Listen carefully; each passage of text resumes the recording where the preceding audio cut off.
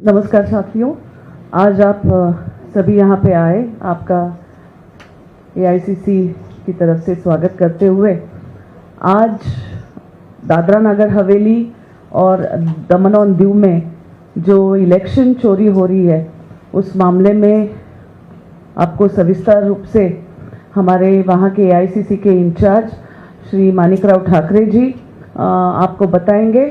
मैं वही यहीं पे मानिकराव जी से रिक्वेस्ट करना चाहूँगी कि यहाँ पे आप इलेक्शन चोरी जो दादरा नगर हवेली और दमन और दीव में हो रही है उसके बारे में प्रेस को वार्तालाप करेंगे। हमारे साथ यहाँ पे दादरा नगर हवेली के प्रदेश के अध्यक्ष जी श्री प्रभु टोकिया भी उपस्थित है और मैं वहाँ की सेक्रेटरी को इंचार्ज डॉक्टर अंजलि निम्बाड़कर हूँ। मैं अभी मानिकराव जी से रिक्वेस्ट करूंगी कि वो सविस्तार से आपको इस बारे में बात करें। मानिकराव जी। आज हमारे दादरा नगर हवेली के जो लोकल बॉडी चुनाव हुए उसके बारे में कुछ यहाँ पे स्पष्ट रूप से कुछ बात करना चाहता हूँ। जो आज इस प्रेस वार्ता में हमारे साथ डॉक्टर अंजलि निम्बाड़कर जी जो हमारे सेक्रेटरी को इंचार्ज हैं दादरा नगर हवेली की, दमन दीव दमन गोवा इंचार्ज हैं, और जो हमारे प्रदेश के सम्मानीय हमारे अध्यक्ष प्रभु टोकिया जी वो भी मेरे साथ आज प्रेस वार्ता में यहाँ पे उपस्थित है। मैं सबसे पहले आप सभी को का आभार व्यक्त करना चाहता हूँ कि आप आज के इस महत्वपूर्ण हमारे लिए और दादरा नगर वासियों के लिए ही नहीं पूरे देश के लिए जो महत्वपूर्ण ऐसी प्रेस है इसमें आप आज शामिल हुए, हमको सहयोग आपका खूब मिला है।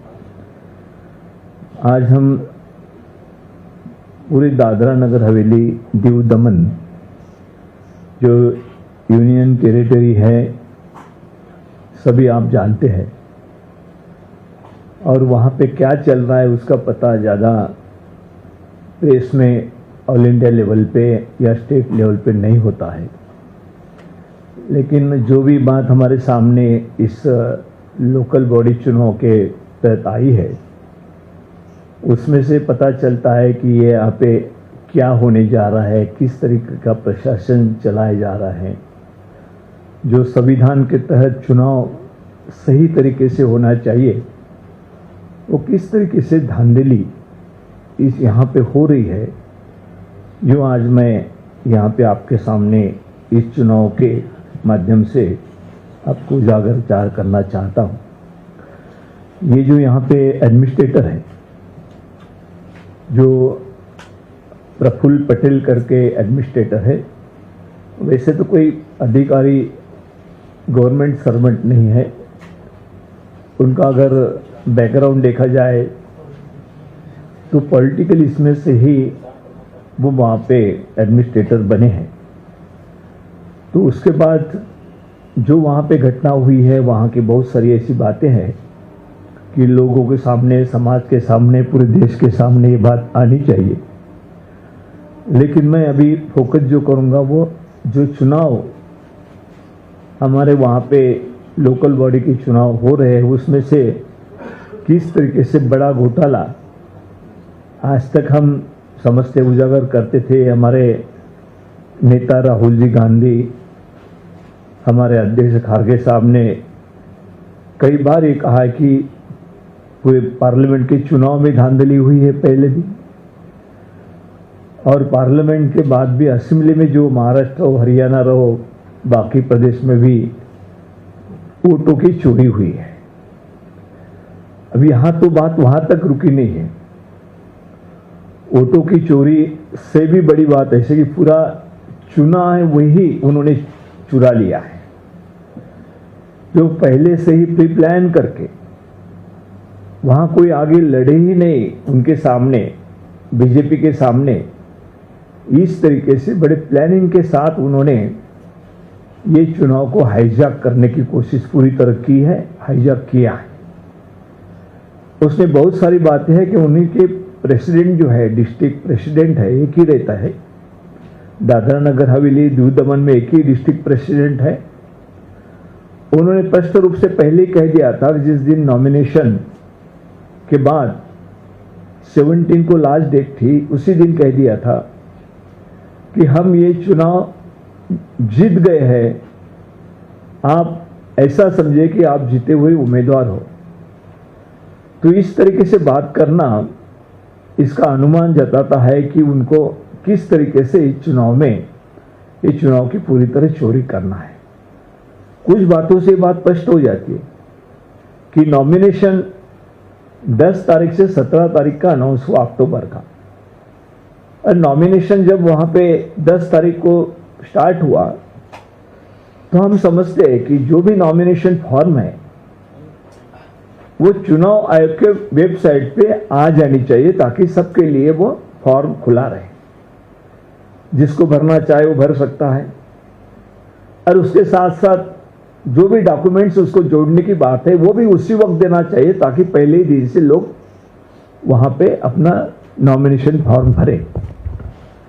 लेकिन जो घटनाएं हुई उसे अगर आप देखें तो पता चलता है कि 10 तारीख तो उन्होंने अनाउंस की, लेकिन 10 तारीख को कोई भी चुनाव आयोग के वेबसाइट पे इस बात का जिक्र नहीं किया गया कि ऐसा ऐसा फॉर्म है और आपको ये डॉक्यूमेंट्स उसको जोड़ना है। 10 तारीख को ये नहीं किया उन्होंने। 11 तारीख को लोग ढूंढते रहे और 13 तारीख के उन्होंने जो डॉक्यूमेंट्स चाहिए थे वो डॉक्यूमेंट्स उन्होंने वहां पे एक लिस्ट दे दी, ऑफिस में रखी। जिनके हाथ में लिस्ट लगी उन्होंने एक दूसरे को बताया कि भाई ये डॉक्यूमेंट्स उसमें चाहिए।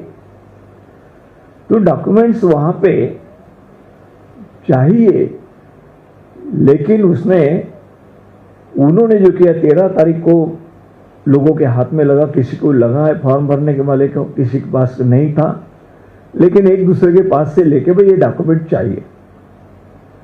तो उन्होंने 13 तारीख को उनके पास मिलने के बाद उन्होंने 14 तारीख को ये सोचा कि हम अब जो भी कागजात नहीं है हमारे पास, डॉक्यूमेंट चाहिए, वो लेने के लिए जब 14 और 15 तारीख को वहां पे जो भी कैंडिडेट बनना चाहते थे, कांग्रेस पार्टी के भी थे, उसमें इंडिपेंडेंट भी थे, उसमें कुछ शिवसेना उनके भी ये थे, लेकिन ये अपोजिशन वाले को उन्होंने डॉक्यूमेंट्स लाने को कहा। और 14 और 15 तारीख को जो देने वाले लोग थे वहां पे नीचे जो वर्कर थे, कर्मचारी थे शासकीय, उनको ये हम किसी ने पूछा तो बोले वही ट्रेनिंग पे चले गए हैं, चुनाव ट्रेनिंग है उसमें चले गए 14-15 तारीख को।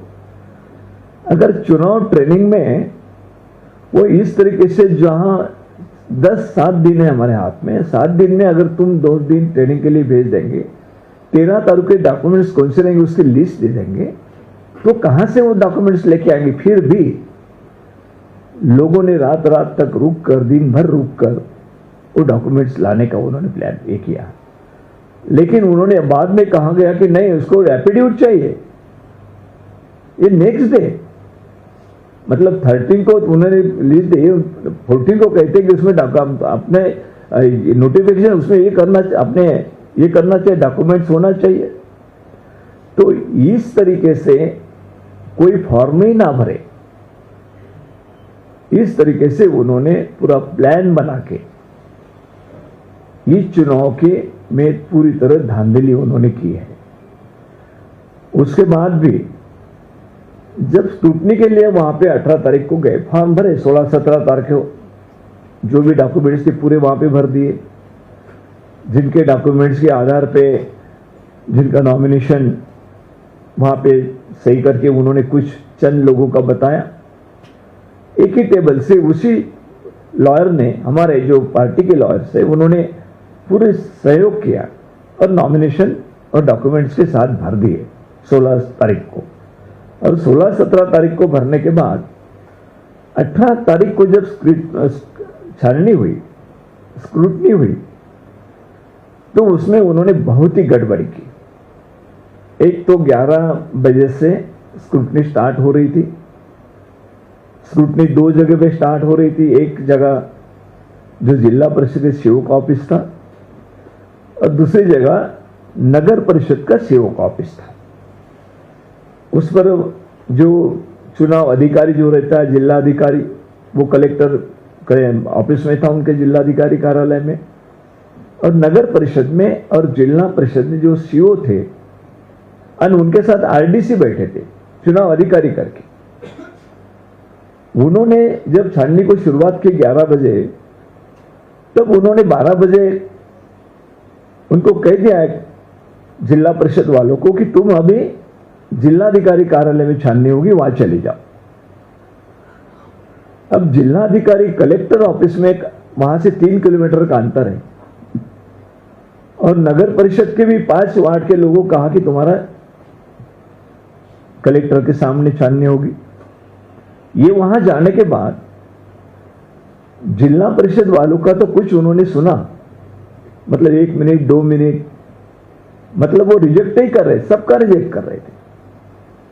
लेकिन नगर परिषद वाले जो जिलाधिकारी कार्यालय में जाने को कहा, अनाउंसमेंट की और जाने को कहा, उनको जाते ही कह दिया कि तुम्हारा तो रिजेक्ट हो गया नगर परिषद वालों का पाचो, तुम कोई यहां पे अभी नहीं है, तुम चले जाओ। जब लोग वहां पर गए, हमारे पीसीसी प्रेसिडेंट और हजारों लोग वहां पे इकट्ठा हो गए। क्या वजह है, किस कारण से हमारे फॉर्म रिजेक्ट हुए, नॉमिनेशन रिजेक्ट हुए, वो पूछने के लिए वहां के कलेक्टर को गए। तो उन्होंने कहा कि नहीं, सभी के रिजेक्ट हो गए, सब चले जाओ। उसमें इंडिपेंडेंट थे, उसमें शिवसेना के थे, उसमें कांग्रेस के थे, और मेजॉरिटी से उन्होंने ये किया कि भाई हमारी दोनों भी संस्था, जिला परिषद है, नगर परिषद है, वो हमारी बन जाना चाहिए। वो मेजॉरिटी से उन्होंने फॉर्म रिजेक्ट कर दिए। और कुछ लोगों ने कहा कि भाई हमको किस कारण रिजेक्ट हुए बताइए। तो उन्होंने कहा पुलिस अधिकारी कि इनको बाहर निकाल दो, बाहर निकाल दो। इतना ही नहीं, उन्होंने कहा कि इनको अरेस्ट करो। अरेस्ट किया 2 लोगों को और जेल में डाल दिया, एक ही कारण से कि तुमने फॉर्म रिजेक्ट किया, उसका वजह पूछना चाहा। ये तो कभी ऐसा नहीं देखा जिसका उसको कारण बताना चाहिए। वो फॉर्म सामने लेके तुम्हारे इसमें ये कमियां है, वो बताना चाहिए। वो बताने की बात तो दूर रही, तुम्हारे सबके रिजेक्ट हुए और बीजेपी का एक भी फॉर्म नॉमिनेशन रिजेक्ट नहीं हुआ।